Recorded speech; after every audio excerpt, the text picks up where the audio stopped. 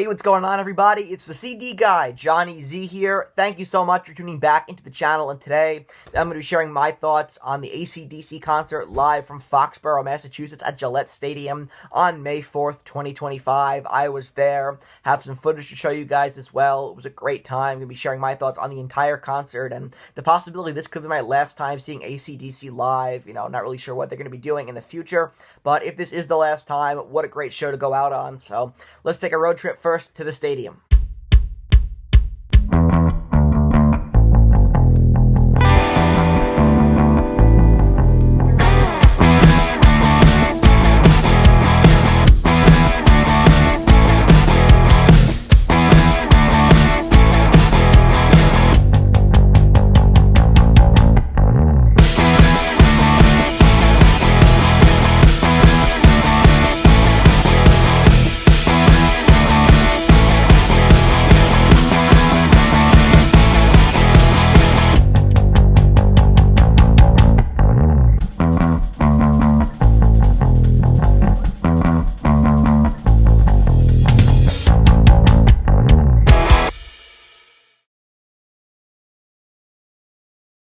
As you can see, it was raining throughout the show, but that did not stop us from having a great time at Foxborough, and so this was a fantastic show. Lots of fun and lots to talk about here. First and foremost, let's dive into the set list, which you can see right over here. If You Want Blood, You Got It to start things off. Back in Black, Demon Fire, Shot Down in Flames, Thunderstruck, Have a Drink on Me, Hell's Bells, Shot in the Dark from the new record, Stiff Upper Lip, Highway to Hell in the middle of the set, which I thought was interesting placement, Shoot to Thrill, Sin City, Rock and Roll Train, Dirty Deeds Done Dirt Cheap, High Voltage, Riff Raff, You Shook Me All Night Long, Whole Lotta Rosie, Let There Be Rock with the extended Angus Young guitar solo, and for the encore, TNT, and for those about to rock. Such a killer set list, and that's been kind of the standard set for the entire tour. Songs of the night for me on this show have to be If You Want Blood, great opener, Sin City, Riff Raff, wish they'd play more from Power Age, Shot in the Dark, thought it was great to hear some new stuff with that track and Demon Fire, Stiff Upper Lip, kind of a deep cut, especially for a title track, but the band have not paid much attention to Stiff Upper Lip in 2 decades, so thought it was really cool for them to put that back in the set, and Let There Be Rock with Angus's extended guitar solo, and in the past, I have not been super psyched about Angus's long, drawn-out solo on Let There Be Rock, just because he plays the same solo for, the Let There Be Rock extended portion every time for 45 years, but for whatever reason, I really enjoyed it this time around, and maybe it's because of the possibility this is the last time I'm ever going to see Angus Young live, but I was just in awe of his showmanship, and it's time that we put Angus in the same conversation as Mick Jagger for just age-defying showmanship, and he is Acdc at this point, and he really carried this entire show, and Let There Be Rock was like watching a master of his craft, with the entire crowd in the palm of his hand. It's still doing this at a very high level at 70 years old, so it was just incredible. I thought Brian Johnson sounded great as well during this show, and I'd say the live footage and audio you see on YouTube from this tour does not necessarily do him justice compared to actually seeing him live. I mean, obviously, if you're going to the show and you're expecting the Brian Johnson of 1982, you're going to be a bit disappointed, but that's not reasonable to, to want that and expect that. That was a million cigarettes ago. That was 40 years ago. He's pushing 80 now.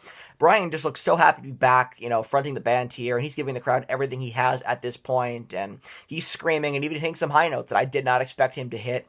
There were a few moments during the show where I thought Brian was a bit out of sync with the band, kind of in his own world up there, which probably is attributed to his hearing loss, but nonetheless, I thought it was a fantastic show, and the mix was very interesting because it kind of reflected that and the fact that Brian's vocals, were almost a bit drowned out by the guitars, sort of like, let's make sure the guitars are the focal point of the show, and, Brian is going to try his best in the background, but Brian more than enough held his own, in my opinion. I paid to see, 70-year-old Acdc up there and everything that they still have to offer.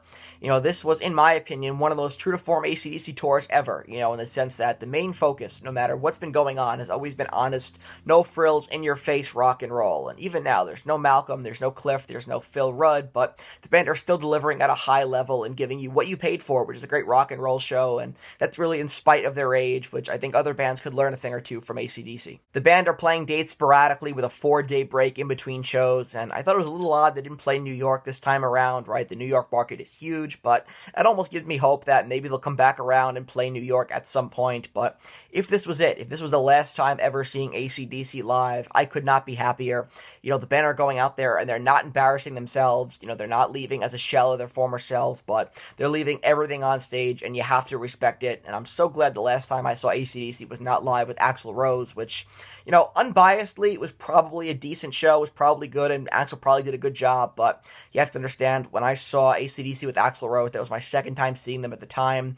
And AC/DC were my favorite band. I was, 12 years old, and you just have to understand, I had this feeling of, where did my band go? That kind of a feeling, because Axl was just such the antithesis of AC/DC for so many years, right? And the vibe and the professionalism of AC/DC. And so it just felt like a big mismatch for me.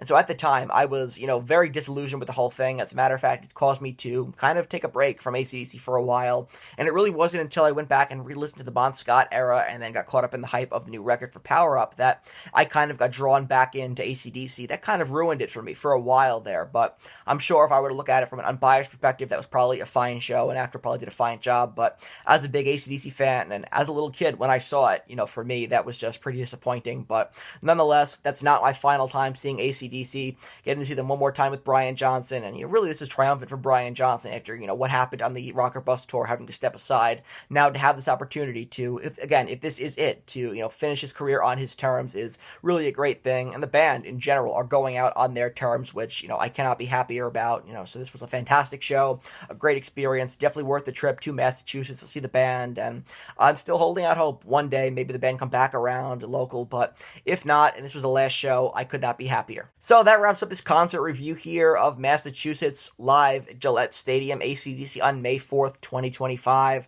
I was there. I'm rocking the official event shirt here, the logo with the stars from the American flag and the cannon from For Those About to Rock. And you can see the back of the shirt behind me there. It says New England, we salute you, with the date and the location there, so that's pretty sick. And, AC/DC, you gotta buy a concert shirt. The merch there was very cool as well. They also had an event shirt exclusive to Gillette Stadium with the AC/DC logo on a Patriots helmet, which if I was a Patriots fan, I definitely would have bought. But great stuff there. Just wanted to share my thoughts here real quick, show some footage as well. Couldn't play any audio from the show, don't want to get copyrighted, but just wanted to share you guys my view, of the show as well. And so I thought it was a great time, had some great seats, and even in spite of the rain, it was, an incredible show and one that I'll never forget. So wanted to share it with you guys quickly here on the channel. But if you enjoyed this video, please give it a thumbs up, subscribe to the channel down below, turn on the bell for notifications so you don't miss a new upload, and let me know down in the comment section below.